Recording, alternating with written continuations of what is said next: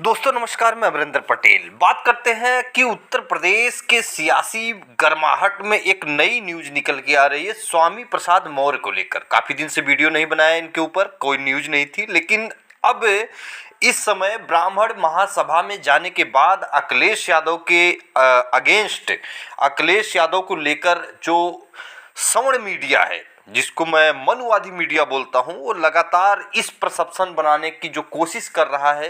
सच्चाई क्या है? क्या अखिलेश यादव स्वामी प्रसाद मौर्य में आपस में ठन गई है, बन नहीं रही है, या अखिलेश यादव स्वामी प्रसाद मौर्य के रवैये से नाराज हैं? इस सारी चीज़ों पर मैं आपको बताऊंगा। लेकिन सबसे पहले बता दें कि गोदी मीडिया तो मैं इनको नहीं बोलता, मैं मनुवादी मीडिया बोलता हूं। ये महीन जातिवादी हैं, महीन जातिवादी फुल करेंगे और आपको जातिवादी का टैग लगा देंगे, ओबीसी एससी एसटी को। तो इस चीज़ को समझना होगा, वो तो समझने की बारी जनता को है, वो हमें बताने की जो समझ में आया हम बता देते हैं। लेकिन सबसे बड़ी बात है, क्या स्वामी प्रसाद मौर्य को लेकर अखिलेश यादव असमंजस की स्थिति में है? क्या स्वामी प्रसाद मौर्य से नाराज हैं?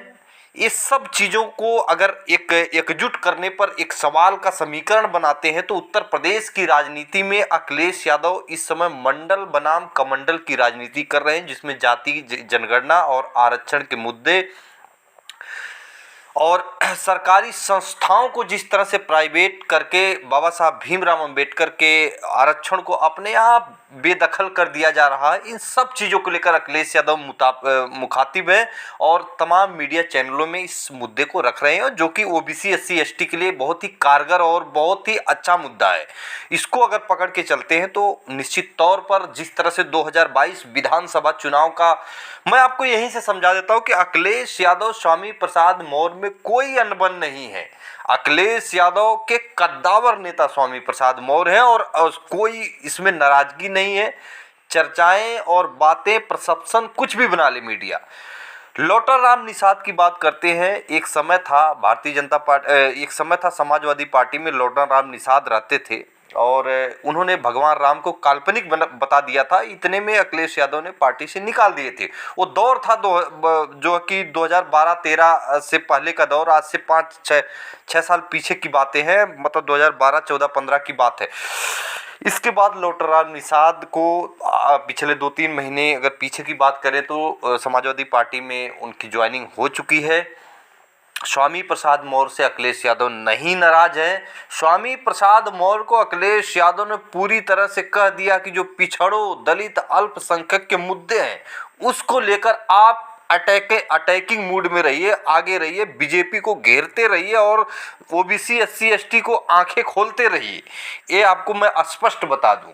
और उसी कड़ी में कुछ चीज़ें आ जाती हैं स्वामी प्रसाद मौर्य के सामने। जो हिंदुत्व कार्ड है, हिंदुत्व के नाम पे ओबीसी एससी एसटी के साथ जो छलावा है, उस चीज़ को लेकर जब स्वामी प्रसाद मौर्य उसकी परत खोलते हैं तो जो सवर्ण मीडिया है, जो मनुवादी मीडिया है, उसको तकलीफ होती है और किसी भी तरह से चाहती है कि स्वामी प्रसाद मौर्य के आने के बाद से समाजवादी पार्टी में जिस तरह से ओबीसी एससी एसटी के लोग जो कि बम्पर तरीके से एकजुट हो रहे हैं, वो किसी भी तरह से स्वामी प्रसाद मौर्य और अखिलेश यादव में अनबन बता के वोट बैंक खराब हो रहा है सपा का, इस तरह का परसेप्शन बता के अखिलेश यादव को कंफ्यूज किया जाए और पार्टी से बाहर का रास्ता जो कि अखिलेश यादव निकाल दे। लेकिन ऐसा नहीं होगा। लौटर राम निषाद जैसे नेता जो ओबीसी एससी एसटी के लिए सबसे कारगर, धारदार तलवार की तरह चमकने वाले नेता अगर जो कि उत्तर प्रदेश की राजनीति में समाजवादी पार्टी में आ गए हैं तो निश्चित तौर पर ये चीज़ें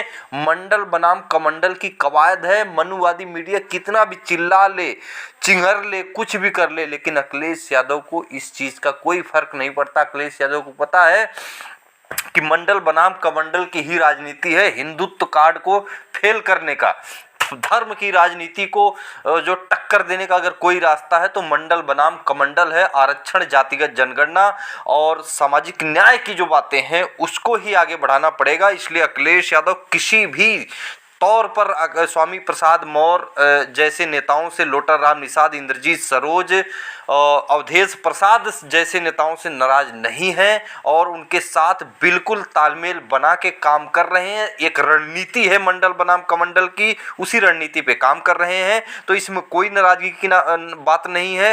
ये मीडिया है, मनुवादी मीडिया वही चीजें बताएगी जिससे अखिलेश यादव कंफ्यूज होके पार्टी के कुछ नेताओं को इधर उधर कर दे, ताकि भारतीय जनता पार्टी को इसका फायदा मिले।